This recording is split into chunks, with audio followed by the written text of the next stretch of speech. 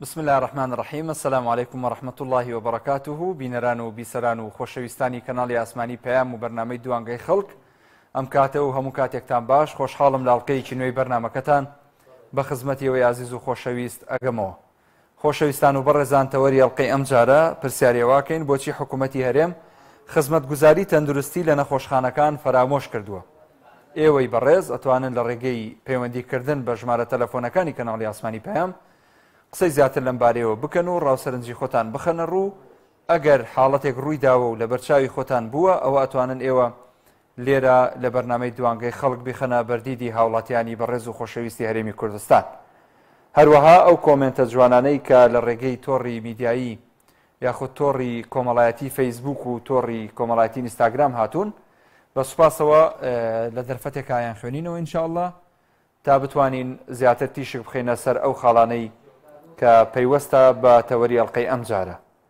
خۆشەویستان و بەڕێزان، کەرتی تەندروستی لە هەموو جیهان کەرتێکی بایەخ پێدراوە بەڕاستی، واتە لە زۆربەی هەر زۆری وڵاتان بە وڵاتە بچووکەکانیشەوە زۆر ئیحتیمامی پێدرێ، بەڵام بەداخەوە لێرە لە عێراق و هەرێمی کوردستانە بینین کەرتی تەندروستی بە دۆخێکی زۆر قورس و ناهەموارە تێئەپەڕێ. ئەمە هۆکاری ئەوەیە کە چەندین ساڵە بایەخی پێ نەدراوە. یەکێک لە بنای تەحتی و ژێرخانی ئابووری وڵاتان کەرتی تەندروستیە. بۆیە ئەگەر کەرتی تەندروستی لاواز بوو یاخود کەم تەرخەمی تێدا کرا یاخود بە شێوازێکی نەرێنی کەرەستە و پێداویستی وەکو پێویست ئامادە نەکرا بۆ هاوڵاتیان، دوجار دووچاری کۆمەڵە قەیران ئەبنەوە، وەکو ئەبینین کە لە ڕۆژانی ڕابردوو بینیمان نەخۆشی کۆرۆنا تەنگی بە هاوڵاتیان هەڵچنی بوو، لە نەبوونی ئۆکسجین، لە نەبوونی بێدی تایبەت بە جیهاز و هەناسەدانی ئامێری هەناسەدانی دەست کرد و تەواوی ئەو کەرەستە پزیشکیانەی کە پێویست بوون لە خەستەخانەکان. بۆیە ئێوە قسەی ئێوە گرینگە، وەکو هاوڵاتی وەکو مافی خۆتان و لەم سەکۆ ئازادەوە توانن بخەنە ڕوو لە خزمەتان نابین. یەکەم پەیوەندی وەرەگرم لە کۆیە. ئێوارە باش، چۆنی بەڕێز؟ ئێوارەت باش مام جەوهەر. ئەمەیان شتێکی گەورە داهاومە بەرچاوی میلەتی کورد، بەرچاوی حکوومەتی عێراق، بەرچاوی هەموو حزبە سیاسیەکان، بەرچاوی پەرلەمان و سەرۆکایەتی هەرێم و ئەو حکوومەتەی کە بەناو حکوومەتە.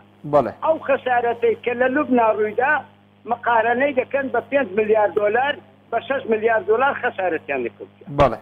هەرموو حزبە سیاسیەکان سەرکردەکان ئەگەر ئێوە ڕاستگۆن بەرامبەر میلەت بە یەکێتی پارتی، بە ئیسلامیت، بە گۆڕانت، بەنەوەی نوێر، بە هەمویان فەرموو لیژنێکی پێک بینن لە ئەمەی متحیدەی لە دەوڵەتە عوسمانیەکان، فەرموو بە سەرپەرشتی UN و بە سەرپەرشتی جامیعەی عەرەبی، بە سەرپەرشتی بەغدایە هەموو تاوبەرن لەناو پەرلەمانی کوردستاندا بنیشە بزانە مەسئول دەرە 27 ملیار دۆلار بقەداری چییە، کارەساتی وەکی لوبنانمان بەسەراتە، ئۆکسجینت نییە، ژیانت نییە، معاشت نییە، پەروەردەت نییە، دواڕۆژت نییە، باشە حیزبە سیاسیەکان بەتەمایتن شەرمتان بەخۆبی لۆ نایەنە دەنگ و لۆ نایەنە سەرخەن. سەدامدار میلەت داوا دەکا وەرنە ناو پەرلەمان لۆ نایەن، لۆ هەموو شتاوە لێکرد، کەوابی هەمویان بەرپرسیارن، یەکەمینیان بنەماڵەی تاڵەبانی، بارزانی، ئیسلامیەکە، مەلا عەلی، سەلاحەدین، نۆشیروان مستەفا لە قەبرەکەی، هەر هەمویان بەرپرسیارن لە کارەساتی ئەو مێژووی کە بە سەرکوتاتیە. معقولە ئۆکسجین لە خەستەخانەی نەبی، معقولە خەڵک دینارێکی لە جیفان نەبی، معقولە تەنەکە نەفتەکن نەبی، معقولە 27 ملیار دۆلار قەردار بی. وەرە مەسئول قەرداری چی؟ کات مەسئول لۆ نایە سەرخەت،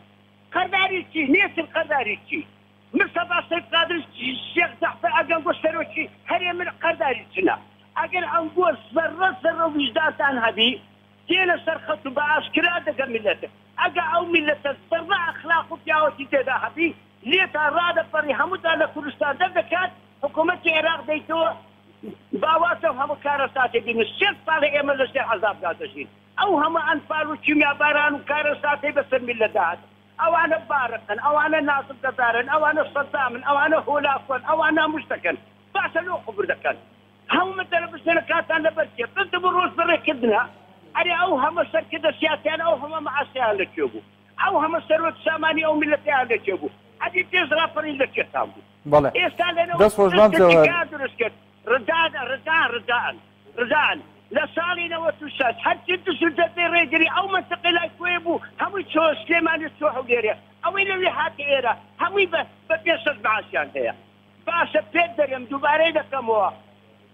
ماڵی تاالبانی بارزانانی حزب سیاسەکان بەنیەتێتەوە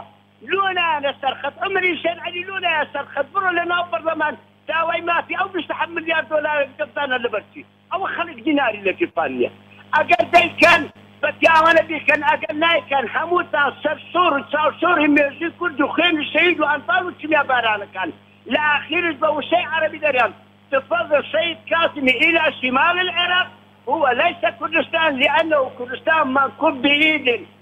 أحكام الخونة المنكوبين هم السبب الرئيسي لكل مشاكل العراقيين. شكرا وشكرا سباس خالق في سباس بو عندك خاتو باخان ورقرم لسليماني ام كاتب باش ام كاتب باش كاك محمود شوني باخان خان باشي سباس بجي سپاس دەکەم تۆ چۆنی باشی الحمد لله ممنون ڕێزمەیە بۆ کارمەندانی پەیام سپاس دەکەین بە تایبەتی تۆ سپاس بە ڕێزی مەمنونم ڕێزی تایبەتیتان هەیە لە خزمەتتان هیوای سەرکەوتن بۆ خوازم کاک محمود ئینشاءالله خوشی بە ڕێزیم لێ لە خزمەتتان قسە چیە لەسەر تەوەرەکەمان خاتو باخان کاک محمود فەقیر و هەژار پەوتاوە یعنی خەسخانەیەکی ئێستا من نەبوونم کرێتین هاوسەرم نەخۆشە يعني أسمع هالجاقية لم هاوكاريم كان منالم ناني بيخوا نبونم يعني كسيني ألمنا على كل دي بيباوك بيت أتمر هالشيني ألمنا على كل دي بيباوك بيت وشي بيباوك بيت لا حول ولا قوة إلا بالله نبونم كريسيم بداخو زور بداخو كان من داوانوها استرنا داراناكم داوانا حكمتي مريناكم داوانا كيتي فاتيناكم أو دواني هيك صلاتي كانية هيك هذه همون خاصة باطرين بكات دست خوش به دلوزن دولار ويتو لا من نبونم كريسين ما نمنيا وساهبانكم الله توجه تادروا دست خوش دادا باخان پەیوەندێکە دامە خەرەوە با ئێستا ژمارەکەت وەرگرن بۆ ئەوەی پەیوەندیت پێوە بکەینەوە ئینشاءالله وەکو پێویست هاوکارت هەبین ئینشاءالله والله كاك محمود جان داوای هاوکاریەکەم کەن بەخوا نەبوونم کرێسیم خوای گەورە ڕەحمەت پێ بکە ئینشاءالله بەپێی پێویست هاوکارت دەبین خوشی بە ڕێزم ئینشاءالله من درێژی هیوای سەرکەوتن بۆ خوازم کاک محمود ئەجمعین خوشی گەورم ئێستا دایمە خەرەوە با ژمارەکەت وەرگرن سپاس بۆ پەیوەندێکەت کاک محمود وەرەگرم لە دهۆک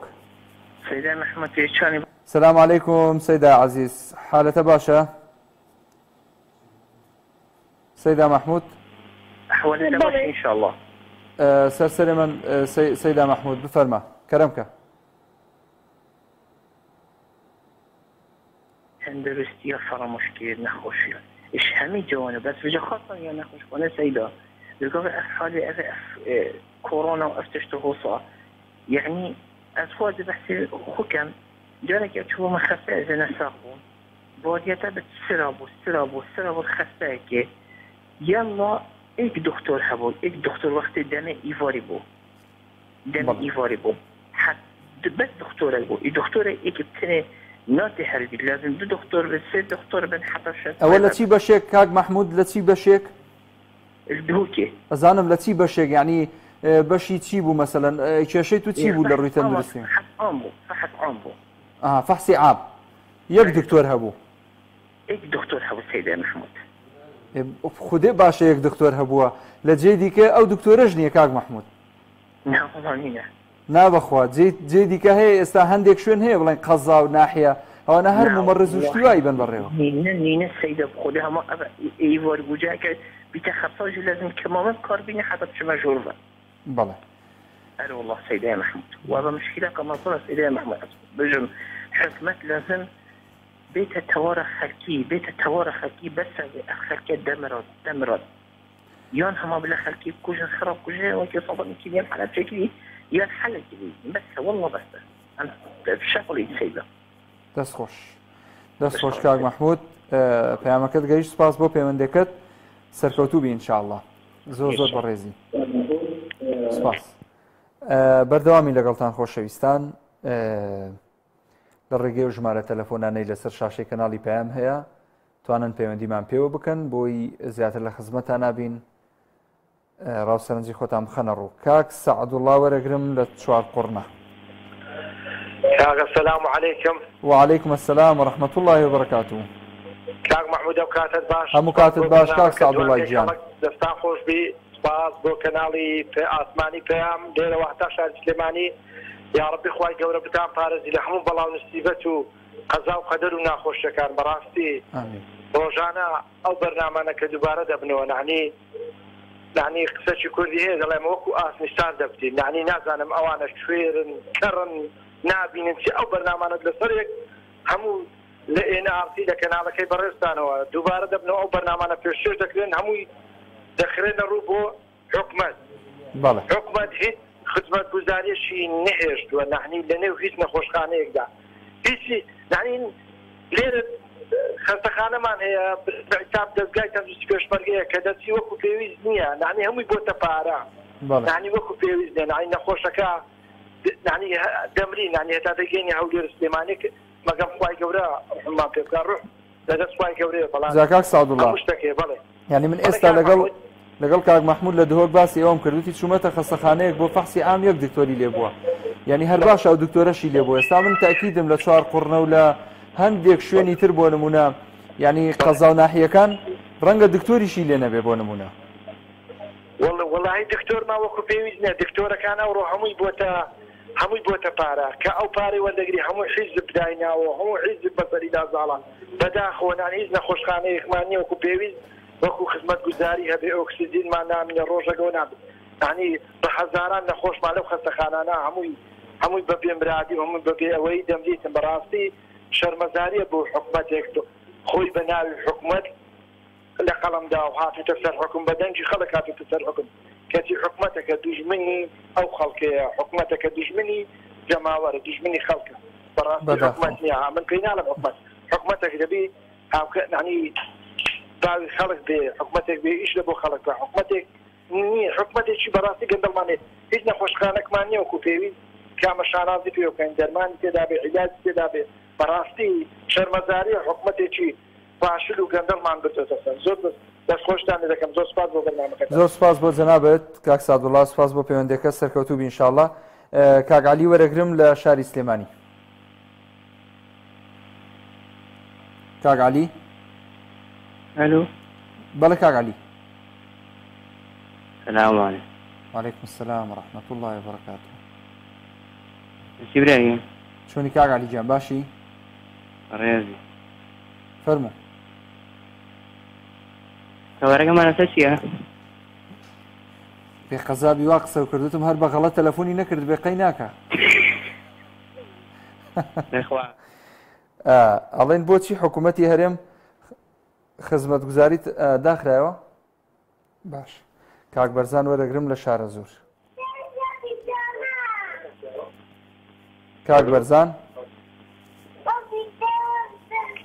کاک بەرزان بەڵێ فەرموو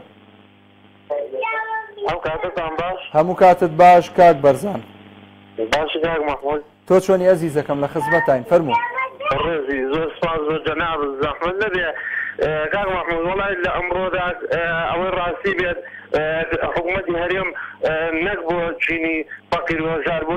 جیلەکانی داهاتوش ئێستاکات بە تەواوەتی خەڵکە ئەفەوتێن ئێمە هەوڵماندا لە شەڕی داعش و لە تەنەها شوێنی تردا ئێمە خۆمان والێکە کردمانە فیدایی ئەم هەرێمی کوردستان و هەرێمی کوردستانی بەڕاستیەکەی والی هاتووە بۆ جیلی داهاتوشمانە بێن عەلە شۆمان بکەن بەڵێ بەڕاستیەکەی حکوومەتی هەرێمی کوردستان نازانم گوێی نییە و کەڕە و کاسە لەم کاتەدا حکوومەتی هەرێمی کوردستان شتنەکە ئایا ئەوە حکوومەتەکەی کاک مەنسوور وا کۆتایی بێت یعنی ئەوە 4 ساڵەکەی تەواو بووە بەڵێ داوا لە ئۆپۆزیسیۆن دەکەم جدی بن لەسەر کاری فەقیر و هەژار و جیلی پێشمەرگە بەڕاستیەکەی جیلی پێشمەرگە لەم کاتەدا کرێت چوونە بوونا تەواو دەستی خۆش بێ یاخوا سوپاس دەکەم کاک بەرزانجان سپاس بۆ پەیوەندەکەت بە کۆنتڕۆڵ باشە دایمەخەنەوە کۆنتڕۆڵ ئیشی بە بەڕێستانە لە خزمەتەکە بەردەوامی لەگەڵتان خۆشەویستان تەوەری ئەڵقەی ئەم جارە ئەڵێن بۆچی حکوومەتی هەرێم خزمەتگوزاری تەندروستی لە نەخۆشخانەکان فەرامۆش کردووە بەڕاستی شتێکی کە هەیە بێ هەڵوێستەی لەسەر بکرێ ئەویش دەرچووی زانکۆ و پەیمانگە تەندروستیەکان ئەوانەی کە اختصاصی تەندروستیان هەیە تا ئێستا بەشێکیان دانەمەزراون و حەقی خۆشیانە دامەزرێن ئەچیتە خەستەخانە بەڕاستی لەو سێکتەرەیە پێداویستی کەم هەیە فەرمانبەری کەمی لێ لەو ڕۆوە بۆیە ئەوەش حاڵەتێکی زەرورە چێم لەگەم هەنگاو لە چۆمان کاک هەنگاو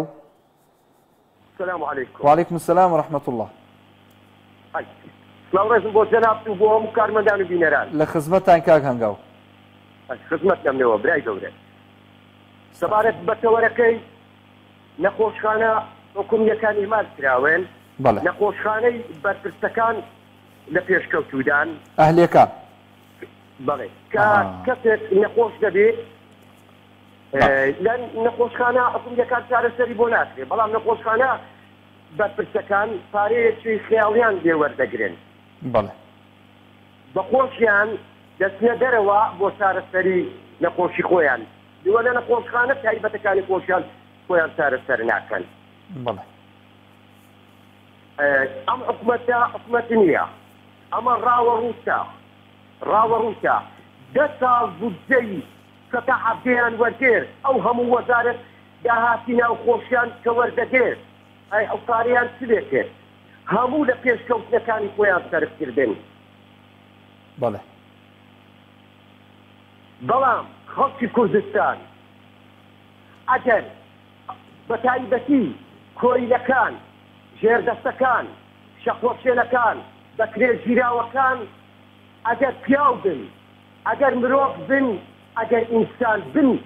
دەنجیان پێنادەن بەڵێ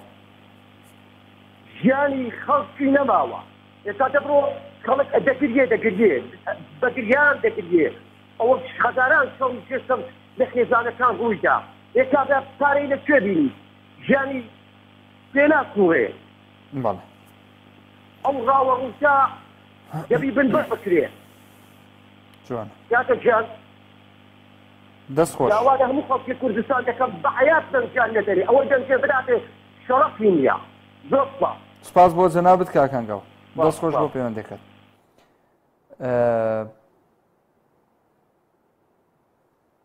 بەڵێ زۆر باشە ئازیزان وەگەوەی باسمان کرد کە کۆمەڵک دەرچووی زانکۆ پەیمانگا هەن لە کارتی تەندروستیدا نەمەزراون تا ئێستا ئەوانیش مافی خۆیانە دامەزرێن ئەمە ژێکێکە لەو گەندەڵیانەی کە بەڕاستی حکوومەت لێی بەرپرسیارە تا ئەمڕۆ نەیتوانیوە خەستەخانە و کلینیکی تایبەت بە گەڕەکەکان هەبێت بۆ ئەوەی خەڵکی دوجار نەچنە خەستەخانە ئەهلەکان وەستا سیروان لە سلێمانی بەڵێ وەستا سیروان کاکە ژیان کاک مەحموودجان باش هەموو کاتت باش چۆنی باشی ماندوو نەبی ژیان بەڵێ کاک مەحموود بەس باسی تەندروستی ئەمانە باسی تەندروستی نییە خۆزگەم بە تەندروستیەکە ئەوە زیاد لە یەک دانەمانە منتیقەی سەناعی کارەباکەیە بڕن و ئەڵێنەیەن بە قاعی خوێندکارانی دوواپۆری 12 هەتا سەعات 12 نیوەڕۆ کارەبا نییە بەڵێ بەم گەرمایە هەموو کاسبکاران لەسەر ئەوەیە مۆزوع بژن بەڵام بۆ خاتی قورعان کارەبای سلەیمانی لەشی داوەشێ جعایەوە کە دەگەشت ئێمە 28 سەعات کارەباین بۆناسن کارەبای مەڵبەند و ناوچەکان و لقەکان ببڕن بێن بۆ ناسن مەڵبەندی بۆ ناسن کارەبای ماڵە مەسئولەکان ببڕن بێن بەوان بەڵێ ئەیۆ چی چاوەڕێکن لەم دەسەڵاتە لەم حکومەتە چی چاوەڕێ چیەکەن 20 ساڵ ئێمە ئەیڵێن و ئەیڵێنەوە بە حەیاتی ئەمانە خاوەن بیرن ئەمانە خاوەن گەندەڵین ئەمانە خاوەن دزن ئەمانە هەموو شتێکن هەر ئەوە ماوە شەرەفی میلەتەکە بفرۆشن وەلو فرۆشیان کەرکووک و ناوچە دابڕێوەکانیان هەموو فرۆش ئەوە تا خەڵک خۆی دیڤال دەخۆیەکە بە تێڵا عەرەبی هاوردە دەرەکە ئەمانە چیەکەن ئەمانە هاوسەرۆکان و کوڕانی بارزانی چیەکەن بەڵێ دەستە خۆش بێت بۆ ئەم دەسەڵاتە مدن و ڕۆژی سەشۆڕی بۆم دەسەڵاتە دەست خۆش وەستا سیروان زۆر سپاس بۆ جەنابەت هەر بژی سپاس بۆ پەیوەندەکەت دەستی خۆش بێت ئەچمە لای باوکی خالید لە سلێمانی قوربان دەکەم چاوم حیاتم لە ڕانیە بەڵێ قوربان باشی خالید بەڵێ سلام علیکم چۆنی بە قوربان چۆنی قوربان جان باشی وەڵی بۆ مەسەلەی بەرنامەکەتان ئاشی نەزانان خوازێ ئاشی نەزان خوای جێڕێ ئەرێ وەڵا وەڵی ڕێیان بۆ بدەن بۆ نەدە هەر ئەوان دەردەچن جوان دا پێویست ناکەم مەسلەفی بکەن لە خەسەخانە لە خۆشخانە و لە معاشی مۆزەفان بدەن وەڵی معاشی بدا هەر دەردەچن معاشیدا هەر دەچن هەر دەردەچن بۆ خەسەخانان و عەبودەرمانی بکن هەر دەردەچن نەکن هەر دەردەچن جا پێویست ناکە خۆمان عەزیەت دێین وەڵی دەگەستین انتخاب بکەین هەر ئەوان دەردەچن وەڵا سەیدە جا بۆ بێهرەوان دەرچن وەرەجا بێومێت بووین کاکە لە مشێک بێومێت بووین لە بەهیدانێ لە خۆ پیشاندانێ لە مانگت نێت چ نەماوانەیەکەین بەسێ قلابشی دەبێت قلاب بکرێ و خەلاص و ڕایەوە بەڵێ ئارێ وەڵا دەست خۆش باوکی خالید زۆر سپاس ئەزیزی من سپاس بۆ پەیوەندەکەت کاک بەختیار وەرەگرم لە شاری سلێمانی مامۆستا محموود کاتێ باش هەموو کاتت باش کاک بەختیار گیان مامۆستاکیان با بە کورتی بە کوردی زۆر لەسەری نەڕۆین خزمەتگوزاری تەندروستی ئەمان لایەمان هەر هیچە بۆی کە ئەمانە ئەڵێن مەکتەبێکمان کردەوە خەستەخانەیەکمان کردەوە فڵانمان کرد ئەمانە مافی مرۆڤە مرافی نیسانە کە ئینسان شویا لە وڵات عادێ ئەو شتانەی بۆ داگەین کرێت ئەگەر ئەم حکومەتە و ئەم دەسەڵاتە و ئەم پەرلەمانە بەچەند پیاوێکی فکتۆ بێنن منەوە ناڵەمەوە نەک تۆ لە خۆبایی دیتۆمانە ئەوە تۆ پیاوێکی منەوە نەمتابعی بەرنامەکان گوت پیاوێکی چاچی تۆ پیاوێکی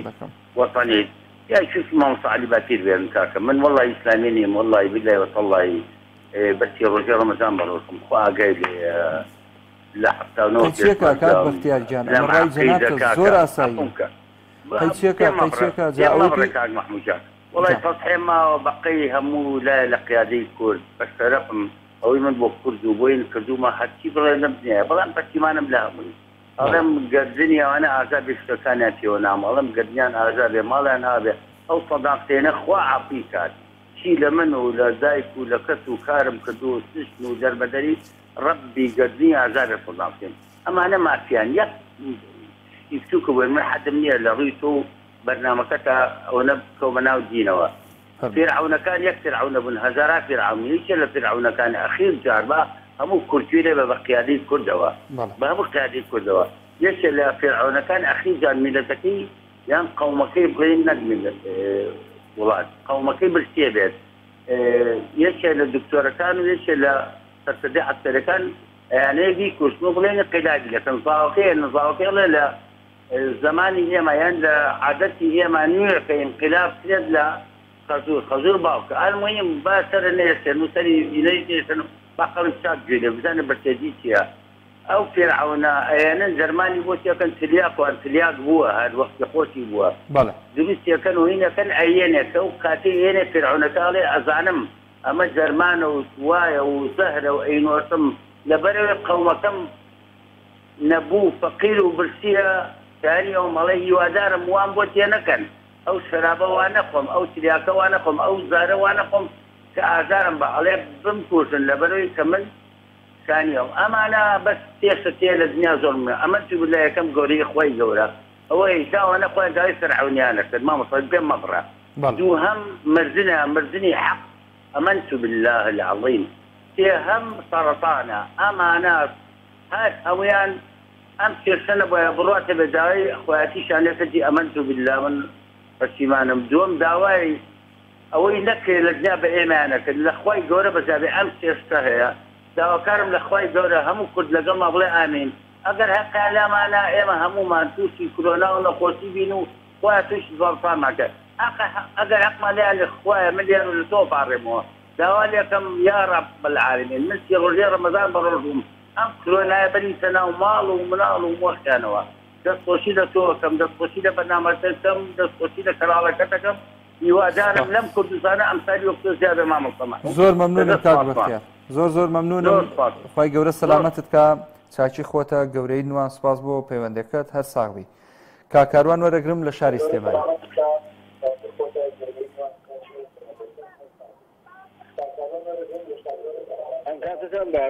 هەموو کاتت باش کاکاروان لە تەلەفۆنەوە گوێم لێ بگرە سپاس دەکەم كاك محمود جان براسي الخلق سيدي خويا شاندو كاك حكومة دوازي لخلق هنا ويمين وزير هنا يعني حكومة شيما وهموش تيشي طاوبو وهموش تيشي فاكتو يمن حكومة من راقرتو كيلو بروي أي بكاري من كذو طاو خلش يبيا إما تشين إما هولاتي إما كردي كي بينا مشاو باريس قايا وتابوخو من حكومة من راقرتو أي بكاري ما شاردوتو كيشان معني هوا هيا لما نجيك بيوروش دوامكات أشتاز عيودك بيو بخوي لمالو هیچ کێشەیەکی نییە و سراپێنجێکی بۆتە ئینکرا هیچ کێشەیەکی نییە و هەموو بندیوارە هەیە و لەگەڵەوە شاکاکە هەرچەندێک سێرەکەی ئەم خەڵکە حکوومەت پێوتی هەموو چارەسەرێکی بەداناوی بەڵێ ئەگەر نەوتە نییە بە هیتەر خۆگەرم کەرەوە هیتەریش نییە لەسەر وازی لێ بێنە خوێندنی ئەهلی رازی نیت حکومیش رازی نی بەڵام مەلێرە ئەیتر دولاتش رازي بروح وحاسين خو اشتكيت لا يكراو تبغين شرب حكومه دفوش الحكومه هي شيء ما يك خولي ما او شويه مش تشي كوتاي هات وشاريخ قبل كابرون خو عافيستان به دس خوش به يفتكينا معه دس خوش به كاد محمود جان شركه مالي واهي لم جزني تواني طاقتي نقول كذا واي راست مالي واهي ناتوانم ناڵەکەی جلوبەرژی بۆ بکڕێتە ژیان نەوەستەوە ئەم هەموو تەلاق و جیابوون و جاکاری من هەر زۆر دوو نەڕۆم خەڵگە ناسم خێزانەکەی ماڵدی شەستە لە عومێکی گەورەیە جیابوونەوە سەڕوویەوە کاکاروان من ڕۆژێک پێش دەژن ڕۆژی عەرەفە خوشتێکی بەڕێز پەیوەندی پێوە کردم بە کوڵ ئەگریا ئەیود وەڵڵاهی خاوەنی 1000 دیناردین لە ماڵەوە 4 دانەمانگە کرێخانووشمان نەداوە هیچیشم نەکڕێ بۆ مناڵەکانم نە جلی جەژن نە نقڵی جەژن نە تەنانەت 1 کیلۆ گۆشتیش لە ماڵی منە نییە یعنی ئەمە وەزعی خەڵکە بەڕاستی ئەمە بەرپرسان و خەڵکی تر و ئەوانەی لەسەرەوەن ئاگایان لە وەزعی خەڵک نییە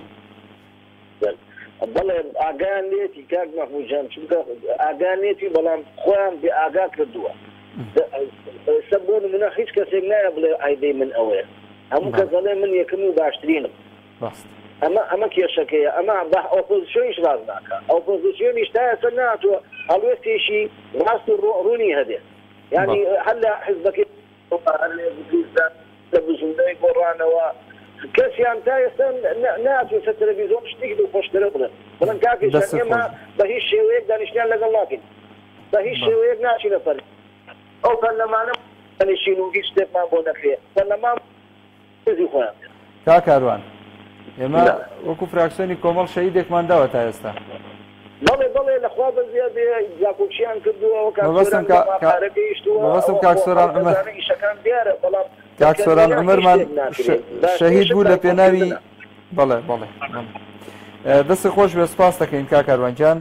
دەست خۆش بۆ پەیوەندەکەت ئەچمە لای کاک ئەحمەد لە گەرمیان باشی بەڕێزم چۆنی کاک ئەحمەد گیان هەواڵێتان دروستی بوومە قوربانت لە جادی ئەحمەد مەحموود بنووسە ئەحمەد زەماوەندگەی ئەحمەد کێ؟ ئەحمەد زەماوەندگەی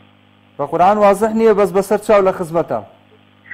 بەڕێزم من سەرم لەم خەڵکە سڕەمێنێ باسی حکومەتی هەرێمەکە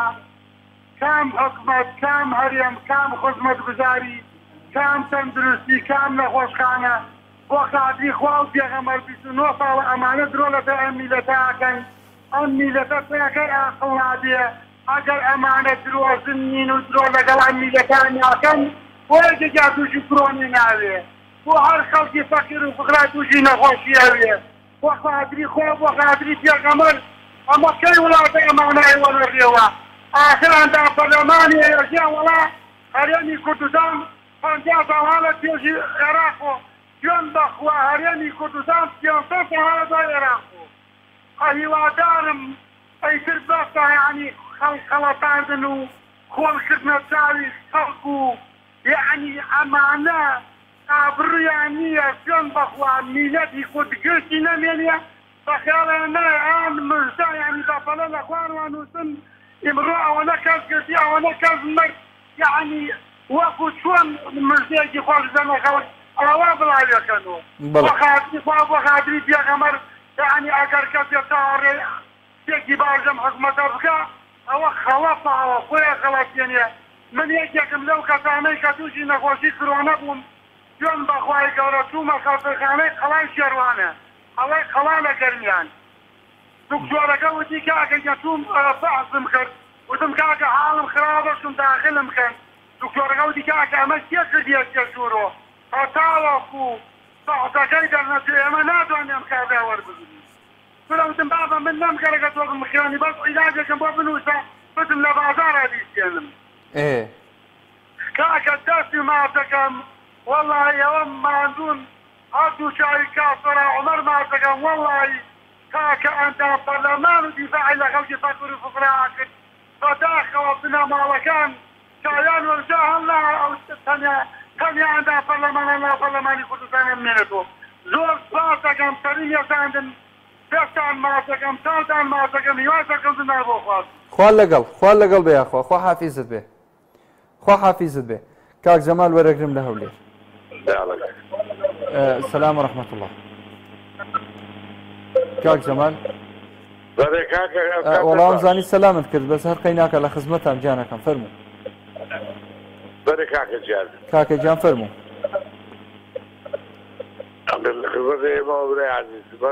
یەک کارێەیە ئەگۆلۆ ڕۆژە ڕۆژان پشارێک لەو کابرای ناکەمرە کابرا تو بەعالەمە شێخدەعابدەیەک عالەمی چیان کابرا لە مەحۆی مەحۆ لە مەحۆی مەحۆی مەحۆ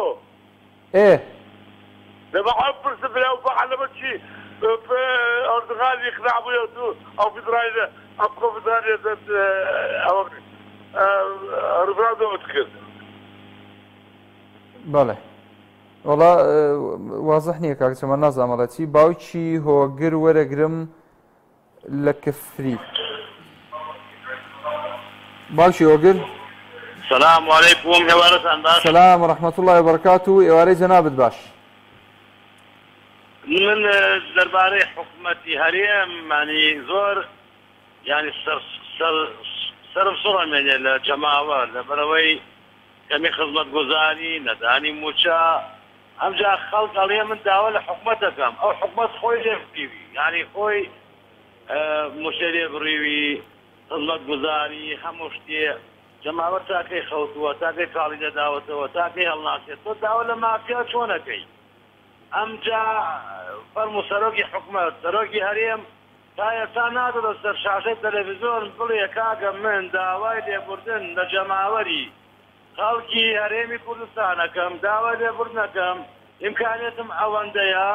ناتوانم موچە بدەم داوای لێبوردان یەکەم سەبر بگرن ئارام بگرن تا ماوەیەکی تر ئەم خەیران و کێشەیە لەسەرماندا چییە بە هەموو شێوەگەمە خزمەتکاریەوەین دوای ئەوەش ڕۆژی قیامەتیش ئەوێ ینی بە جانەم ئەڵێ هەل من مەزید ئەمانە زنجیر ئەخرەتە مریان و بۆ جانم ڕاکەچەکرێن میلەتیش ئەبێتر ساڵی لێ نەداوە ینی ئەبێت داوا بکە ینی هەوڵ بدە ینی چۆن ئەڵێ هینێکی بکە خۆپیشاندانێکی سەرچاسەری ئەنجام بدە ینی تۆ داوا لە حکومەت چۆنەکە حکومەتێکی مافیا گەندەڵ دەست تا سەری ئەسپان ینی میلەتیش ئاوە بێدەنگێ حکومەت دیر بۆ خۆی هەموو کارێکی تراتێن و دزی و گەندەڵی و نەوترۆشیەکە و داوا لێبوردنشەکەم کاتێکی خۆشماتان دەست خۆش سپاس بۆ پەیوەندەکەت باوکی وەگر مامۆستا لەتیف وەرەگرم لە چەمچەما السلام عليكم وعليكم السلام ورحمة الله وبركاته تواني براجان باشي خواهي قبرة سلامتك مامۆستا گیان يا خوي مزرعة أجمعين إن شاء الله كاك جان درباري حكومتي هريم وتندرسي من خوشخانة كان تقريبا وانيا بله والله إننا خوشخانة ولا تندرسيها بله أم حكومتا خداي ملت خوي هيتا أينا والله حكومت بو خوي إستو أنا إنما والله ملتك ريزم هيا وبعض يتياو والله ملت خوي خير أينا والله جيلي نوتيك نما فايديلك بله جيلێکی ئازابوون مامۆستا جانەکەم بڵین ئەو جیلەی کە لە 90 هەبوون جیلی 91 جیلێکی ئازابوون جیلێ بوون گوێیان لە ئەوە ئەوە نەبوو حکومت یان شۆڕش یان ئەمانە وتوانین ئێمە توانیمان حکومەتی سەدام حوسێن بڕوخێنین بەڵێ بەڵام ئەم جیلە ئێستا بە حکمی ئایپات و کۆبچی و نازان چی ئەمانە و کردووە باشە ئەو ڕۆحیەتە چی بوو کە ئێوە توانیتان لە 91 ئەو دەسەڵاتە زاڵمە بڕوخێنێ وەڵی مامۆستاجیان ئەو کات غیرەت هەبوو بەڵێ ئێستا نەماوە ئەینا هەر ئەو جەستەی هەر و لاسێ بەڵام نازانمانە نانەکەیان پێمان نەکەوت نانەکەیان خراپ بوو بەڵێ نە مەعاسیان مەعاسە و نە حکومەتیان پێکرێەوە ناتوانن بەڕێوە بەرن ناتوان بنکەتە دروستەکان وا لێ بکەن خەڵکێکە پێویستی بە چارەسەر و چارەسەری بکرێ بەڵێ ئیتر هیچ شم نییە لە سەریشتانە مێشان برا دەستی خۆش بێ سپاس دەکەین بۆ پەیوەندێکت خی گەورە برای بەڕێزی سەلامەتت کاک خوا لەگەڵ بێ خواحافیز بێ خوا باش کاک بەکر وەرەگرم لە شانە دەری الو مامۆستا گیان سەلام عەلیکم سەلام و ڕەحمەت اللهی وبەرەکات و کاک بەکر ئەوە دیارنی مامۆستا دەیەکە بەرنامەکە ڕاوەتە ئەی جەژن بوو قوربان جەژن بوو جەژنەکەشی پیرۆز بێ کورە لە تۆی پیرۆز لە هەموو برادرانی پیرۆز لە هەموو برای مسلمان پیرۆز ئەخ خوایە بێوەی بی مامۆستا گیان گیان سەبارەتی تەوەرەکەوی دەست خۆش بێ بەڵام نازانم 29 ساڵە ئێمە هەڵین ئەوان نە و ئاوا و ئاوا دای چی بکەین بەڵێ بەڕێی جەنابی وەڵا جا ئێمە ئەڵین من پرسیاری ئەواکەم ئەڵێن ئێوەی هاوڵاتی ئێستا من خۆم ئەزانم چی بکەین بەڵام ئێوەڵێن چی بەخوا منی دەزانم چی بکەین بەخوا مامۆستا گیان ئەم با لەم کونەوە بێت ئەبێ ئێمە هەر تەلەفۆن بکەین جایتر نازانم بۆ 2000 تەلەفۆن بکەین یا بۆ 2020 ئەبێ بڵێن ئەم نانە بۆ ڕۆنە ئەیوانێت خوا بانێکەوتووەوە مامۆستا گیان بەڵێ قوربان بەڵێ بەخوا هەمووی کەلیمەیە قورئانی جوان نایەنە لەو دەمە پیرۆستەوە بێتە دەرەوە الحەمدولله وەڵا هەمووی بەلایەک ئەوە بەلایەک خواوان نییە قوربانە قورئانە جوانە بم داوا لە هەموو کەسەکەم خزمەتی ئەو دینە پیرۆزەوە قورئانە جوانە بکەم ئینشاءالله ئیشەڵڵا کاک بەکر گیان ئیشەڵڵا بە قوربانم دوو کەلیمە بۆ بڵێت و خوا بۆت بڵێم دایمەخە ئەرەوە دای ناخەم بەسەر چاو باشە أعوذ بالله من الشيطان الرجيم بسم الله الرحمن الرحيم ربنا إنك تعلم ما نخفي وما نعلن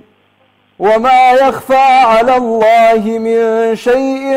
في الأرض ولا في السماء ئەوە سوورەتی ئیبراهیمە ئەڵێن خوایە گوێ لێمە ئەڵێن خوایە گیان تۆ ئاگاداری ئێمە خەریکی چنی هێنی و چ ئاشکرایەکین بەڵام غەیری ذاتی تۆ هەمومان بێ ئینشاءالله زۆر مەمنون زۆر دەستی خۆش بێ و دەمی خۆش بێ لە خزمەتام کاک بەکر گیان من لە خزمەتام دڵە ناشێنم لە خزمەتام بەسەر چاو کاک بەکرمان وەرگر لە شانەدەری وەڵای ڕاستەکە هەمووی بەلایەک ئاەتێکی قورئان بەلایەک باوکی ژیار لە کەرکووک باوکی ژیار لە کەرکووک سەلام و ڕەحمەت اللهی وبەرەکاتوه چۆنی باشی مامۆستا چاچی چۆنی باوکی ژیار گیان ئەوە لەکوێی کەرکووکەوە قساکەی باس دەکەم بەڵێ لەکوێی کەرکووکەوە قساکەی ناو کەرکووکەوە لەکوێوە لە گەڕەکی کوردستان فەیلق بەڵێ ڕێز و خۆشەویستیمان بۆی یەکە بەیەکەی دانیشتوانی ئەو گەڕەکە هەیە باس دەکەم مامۆستا گیان بەڕێزی سوپاس دەکەم سەلامەت لە خزمەتتان باوکی ژیار فەرمووی پەیامی خۆت بگێنە ئەڵێن کەرتی تەندروستی لە هەرێمە بۆچی لە دواوەیە بەڵێ قسەی تۆ چییە لەسەرەوە وەڵا بەڕێی من کەرتی تەندروستی دەگەڕێتەوە بۆ حکومەت پیلانێکی هەبێ یعنی هەموو شتەکان بە ماوەڵحەق دابەشکا و لە شوێنەکان یعنی هەر مەسەرەن هەر دەستگا و هینێکی ڕقابەیەکی لەسەر دەستگایەک یعنی مەسەرەن ئەو دەوا و دەرمانەی بۆ دێ بە مەزبوطی بە ماوەڵحەق دابەش بکرێ شتەکان وەکو خۆیان ڕابەڕێەوە باش تێگەشتی ئەگەرنا بۆ ئەو هات و لە شوێنێ ئۆکسزیە بڕێ و لە شوێنێ ئەمە نەما و لە شوێنێ ئەوە نەما و یعنی ئەوە کەی حکومەتە هەردیە حق ئەو حکومەتە بەڕاستی پێ بڵێم هەڵبژاردنێکی پێشوەخت بکرێ ئەو حکومەتە نابرێ من پێم باشە یعنی حکومەتێکی یعنی بێلایەن یعنی لە خەڵکانی پسپۆر دێتە کایە و باش لەوەی حکومەتێکی حزبی ئەوانە بێ یعنی هیچ سادێکمان لە حکومەتە بەڵاتی نەکردو ئەوە تا ئێمە نەکردو یعنی ئێستا بەبێ ئەوەی وا هیچ یعنی لە دوای 16 ئۆکتۆبەر هیچ ئازادی بینێکمان نییە یعنی بێرانە بەڵاستی پێ بڵێم یعنی ئێمە پێمان خۆشە حکومەت سەرکەوێ یعنی هۆکارەکەی سەرکەوێ باشتر لەوەی وا لە هەموو شتێک هەشت بێنەوە چۆ دەبێ یعنی بەڵێ هۆکارەکەی هەرێمە بەڕای تۆ بەڵێ هۆکارەکەی ئەو دەستگە سەڵاتەیەکەوە ناتوانێت بە دوانی بە شتەکانی ینی دوان ئادا بکاو ینی خەڵکی مەستەحەق و کارامەی دابنی ینی لەو شوێنانە ئەگەی ناسا کەسی تەندروستی ینی هەموو شتێک هەیە ینی هەموو شتێک زۆر ئێستا بڕۆ پارە بدە مەسەلەی کوردی هێما دەکون دەردین دەست خۆش باوکی ژیار سپاس دەکەم بۆ پەیوەندێکە سەرکەوتوو بی لەکەکۆ ئینشاڵڵا دەست خۆش بێ کاگ ئاریان لە سەید سادق براکەم سڵاوی خوا لێبێ سڵاوی خوا لە جەنابەت ئەوە هەر باش بوو لە سەی سایقەوە تەلەفۆنی کردە ژینا لە دڵ مامامود ئەمڕۆ بۆ سەی سایقی یەک تەلەفۆنی نەکرد بۆمان کاگ ئاریان قەتع بۆ بەداخەوە وەڵای شانسی نەبوو فەکیرە هەوڵ دەرەوە کاگ ئاریان هەوڵ دەرەوە نابێ پەیوەندەکانمان سەی سادەقیتیان نەبێ هەر نابێ بەردەوامی لەگەڵتان خۆشەویستان قسە لەسەر ڕەوشی تەندروستیەکەین لە هەرێمی کوردستان بۆچی حکوومەتی هەرێم خزمەتگوزاری تەندروستی لاوازە پرسیاری ئەوە هەکەین کێ شەنگەخان لە کەرکووکەوە شەنگەخان سڵاو لێبێ دادە شەنگە سلام علیکم باشی چاچی باشی ئەحواڵت چۆنە سلام و رحمة الله وبركاته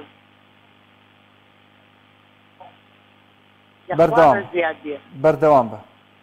لە تەلەفۆنەکەی جۆم لێ بگرە بەڵێ جۆم لێتە لە خزمەتتان دایکی دایکی شەنگەیان شەنگە خۆی ئەم حکومەتە زانیکی ئاشار بوون شەنگە باشە فەرموو بەردەوام بە قسەکانت بکە ئەم حکومەتە ئاشار بوون عاشار زانیکی لە شاخ بوون پارەیان نەدی بوو بۆیە وایە نەم خەڵکە کرد هاتنەوە بۆ شار هار بوون وەنیە بەڵێ ئەڵێم کە هاتنەوە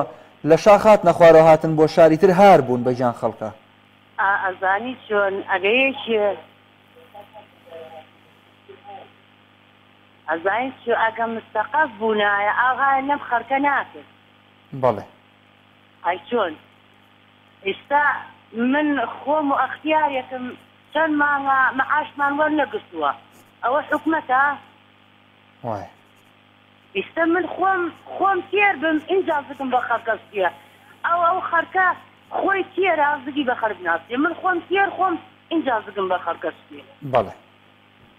ئەزانیکی ئەو عشایر بوو بۆیە وای لەو خەڵکەکە مستەقەف وایە ئەو خەڵکە وای بەسەر ناهەو دەست و چاوت خۆش بێ سپاس دەکەم شەنگەخان بۆ تەلەفۆنەکەت هەر ساغ بی ئیشەڵڵا کاک عوسمان وەرەگرم لە شاری سلێمانی کۆتا پەیوەندی کاک عوسمان فەرموو لە خزمەتتان سلام علیکم سلام و رحمة الله وبركاته باسی مامۆستا جان چۆنی جانەکەم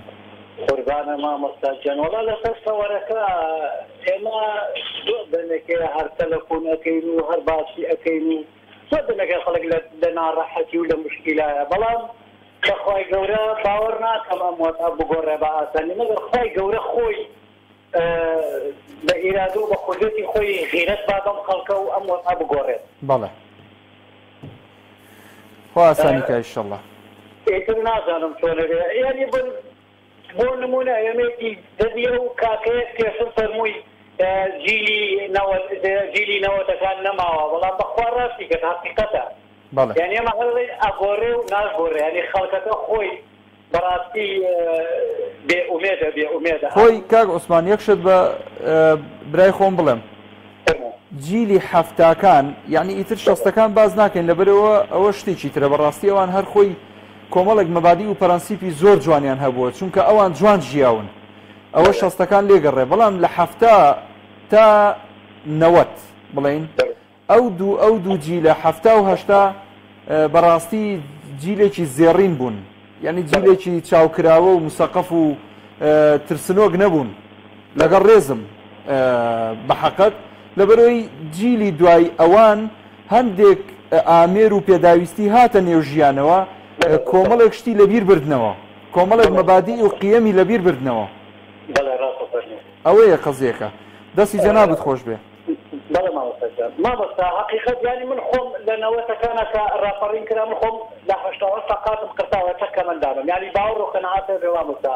من خۆم ینی لە پێش خەڵکەکەەوە ئەڕۆشتم بۆ معسكرەکان و بۆ سەر بنگەڵدارەکانی حکوومەتی باڵ ئێستا سەیرەکەی ئەو هێزم پیان نماوە ئەوە ئەو هێزم پیان نماوە بەڵێ وایە ئێستا باوەڕ و قەنەعاتە بێ بە قڕاتێکەوە ئامادەم هەر شتێک بێ بەس نەجاتمان بێ لە مۆزەکا کە کەسێکی وەکو من کە منداڵە دوو مانگارە 150,000 مێنێ بیەن بەچی ئەژین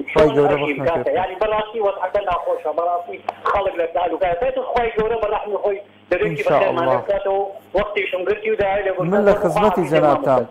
گەورەت کردین بە پەیوەندەکە سوپاس بۆ جەنابەت لەشە ساغ بێ بینەرانی بەڕێز و خۆشەویست هاتینە کۆتایی ئەڵقەیەم جارێ بەرنامەی دوانگەی خەڵک کاتم نەما بۆی کۆمنتەکانتان بخوێنمەوە تا ئەڵقەیەکی تریەم بەرنامەیە بە خزمەتان ئەگەمەوە ئینشاءالله خواتان لەگەڵ